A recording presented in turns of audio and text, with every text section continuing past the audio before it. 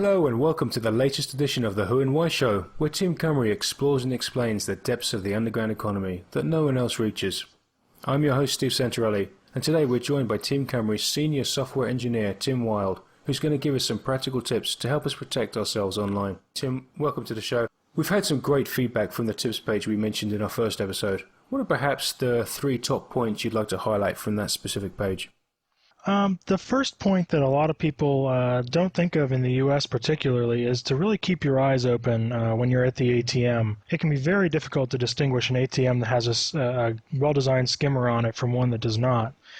The next big one is monitoring of your credit for identity theft transactions is all well and good, but it will only catch it after the fact. There are services out there that will actually place fraud alerts on your credit file and take other measures to prevent identity theft before it happens and provide you with real-time alerts as someone is trying to apply for credit before the credit is actually approved. And the third really big point that I'd like to highlight is to really read those security warnings you get from your computer when you're browsing the internet or just doing anything on your computer. Sometimes those dialogues are fake, sometimes they're telling you something really important. Well, I'm certainly one of those people that is guilty of mindlessly clicking on the security warnings myself.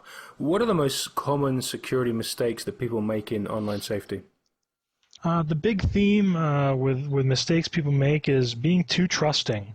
Right now, it's very easy to forge things like emails, instant messages, even web pages, and to some extent security certificates. Just because an email claims to be coming from your friend or your coworker, that doesn't mean it really is. If you're not expecting something from someone, particularly if it has an attachment on it, or just seems a little odd for that person to be sending you, confirm it with them. Call them on the phone or talk to them in person about it. And if it sounds too good to be true, guess what? It probably is. Another really important thing to keep in mind is that anything you put online will be there essentially forever. And sort of following on from that is you really can't trust the friends-only protection or any of the privacy settings on these social networking, blogging, etc. sites to be perfect. So what are the golden rules to follow? There's a few just quick, simple golden rules that will really help. Nothing is perfect, but these will hopefully really help you keep your identity and your information secure. First, take advantage of free credit reports if you're in the U.S. Closely monitor all of your accounts is a great second piece of advice. At a very minimum, you should really carefully read any credit card and bank statements when you receive them every month.